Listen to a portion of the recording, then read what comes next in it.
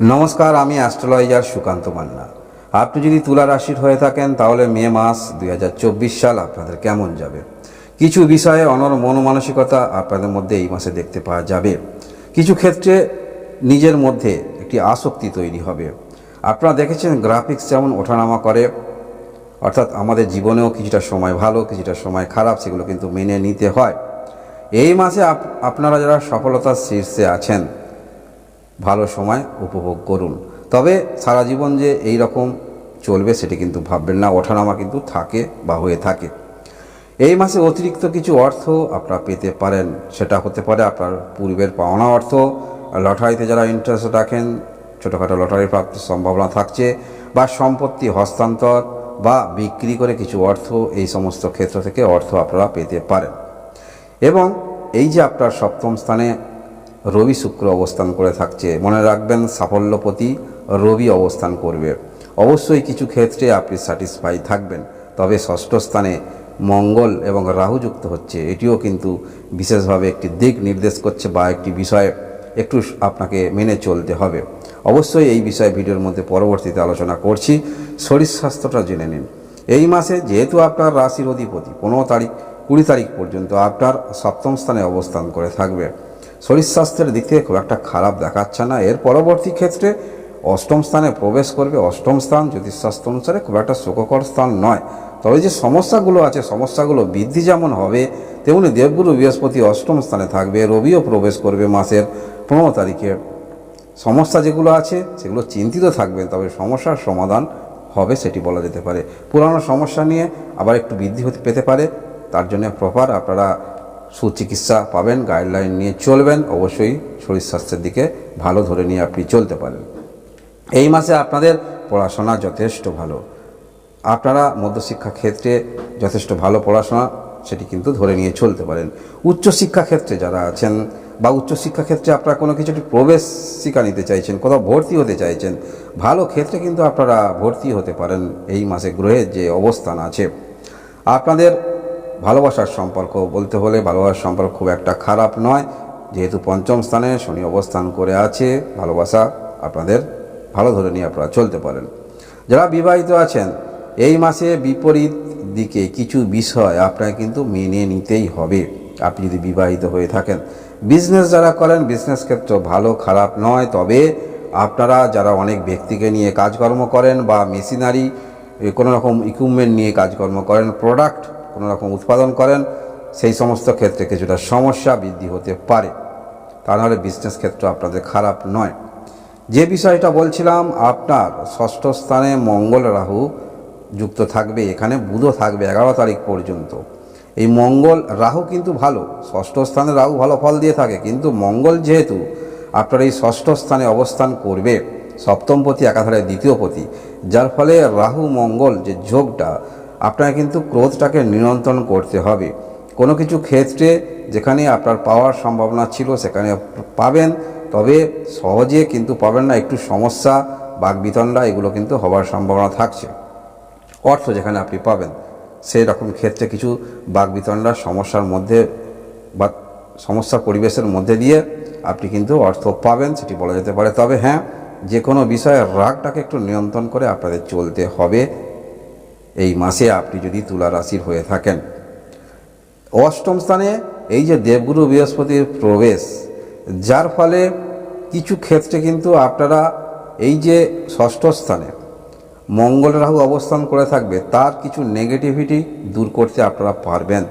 যদি এই যে তুলা রাশি, যদি আপনাদের এই যে অষ্টম স্থানে বৃহস্পতি যদি আপনার তুলা রাশি তুলা লগ্ন হয়ে থাকে, অষ্টম স্থানে দেবগুরু বৃহস্পতি এই যে প্রবেশ করছে, যার ফলে ষষ্ঠ স্থানের অধিপতি দেবগুরু বৃহস্পতি, মনে রাখবেন অষ্টম স্থানে থাকছে। এখান থেকে যে দেবগুরু বৃহস্পতির দৃষ্টি থাকছে আপনার দ্বাদশ, আপনার দ্বিতীয় এবং আপনার চতুর্থ স্থানে থাকছে, যার ফলে কিছু সমস্যা যেগুলো আপনার মনের মধ্যে রাগান্বিত আপনি হয়ে যাচ্ছেন, হতে পারেন এই মে মাসে এই যে দেবগুরু বৃহস্পতির প্রবেশ আপনাদের ক্ষেত্রে কিছুটা নিয়ন্ত্রণকারক গ্রহ হতে পারে। সমস্যা যেগুলো আছে সেখান থেকে কিছুটা রিলিফ আপনারা পেতে পারেন। পূর্বের এই যে বললাম কিছু কিছু ক্ষেত্রে আপনার পাওনা যেগুলো আছে সেগুলো অবশ্যই পাবেন। এবং এই মাসে যেহেতু সপ্তম স্থানে রবি শুক্র অবস্থান করে থাকবে, আপনারা যে কর্মক্ষেত্রের মধ্যে আছেন সেই কর্মক্ষেত্রে অবশ্যই একটি লিডারশিপ ভূমিকা গ্রহণ করতে পারেন, অর্থাৎ কোনো একটি সংগঠনের দায়িত্ব আপনাকে নিতে হতে পারে, বা সেই সংগঠনের আপনি কিন্তু উচ্চ ক্ষেত্রে থাকবেন, যেহেতু আপনার সাফল্যপতি রবি সপ্তম স্থানে অবস্থান করে থাকবে। এটি আপনাদের ক্ষেত্রে খুব একটা খারাপ নয়, যথেষ্ট ভালো। এবং এই মাসে আপনার জীবনে আপনি যদি বিবাহিত হয়ে থাকেন, আপনার পার্টনার এমন কোনো কিছু অ্যাক্টিভিটি বা কাজ যেগুলো করবে, সেগুলো কিন্তু কিছু ক্ষেত্রে আপনাকে ভাবিয়ে তুলতে পারে।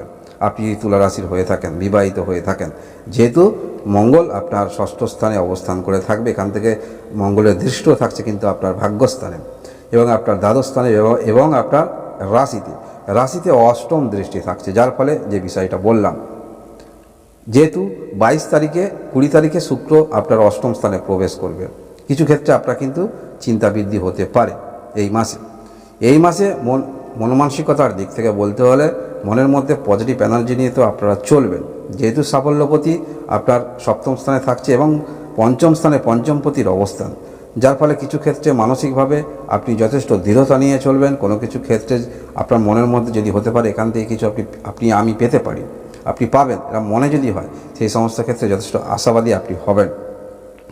এবং এই মাসে আপনাদের মনের মধ্যে কিছু উদ্ভাবন যেগুলো হবে, সেগুলো কিন্তু পর্যায়ক্রমে আপনি কিন্তু রূপান্তর করতে যাবেন, যার ফলে কিছু ক্ষেত্রে আপনারা এই যে ষষ্ঠ স্থানে মঙ্গল রাহু, কিছু ক্ষেত্রে যেগুলো বাধার সম্মুখীন হবেন, সেগুলো মনে মনে কিন্তু আপনার একটি রাগ তৈরি হবে। এই রাগটাকে নিয়ন্ত্রণ আপনাকে করতে হবে। ষষ্ঠ স্থানে রাহু ভালো ফল দিয়ে থাকে, কিন্তু এই যে মঙ্গল থাকার ফলে এর একটু ভিন্ন রকম ফলাফল আপনাদের মধ্যে আসতে পারে। শনি অবস্থান করে দৃষ্টি যেমন সাফল্য স্থানে থাকছে, দ্বিতীয় স্থানে থাকছে, তেমন শনির তৃতীয় দৃষ্টি থাকছে কিন্তু সপ্তম স্থানে।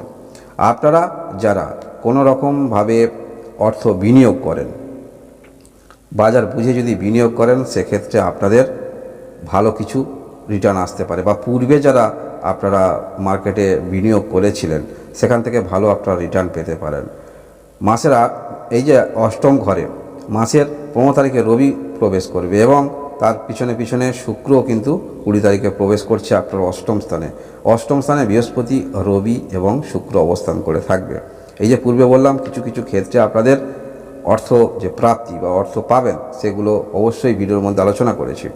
কর্মের দিক থেকে বলতে হলে অবশ্যই পূর্বে একটি সমস্যার মধ্যে আপনারা ছিলেন, যেখানে কোনো একটি পার্টিকুলার কর্ম নিয়ে আপনি অগ্রগতি রাখতে চাইছেন, সেই সমস্ত ক্ষেত্রে অগ্রগতি রাখতে আপনারা পারবেন, যেহেতু সাফল্য স্থানের অধিপতি রবি আপনার সপ্তম স্থানে থাকছে।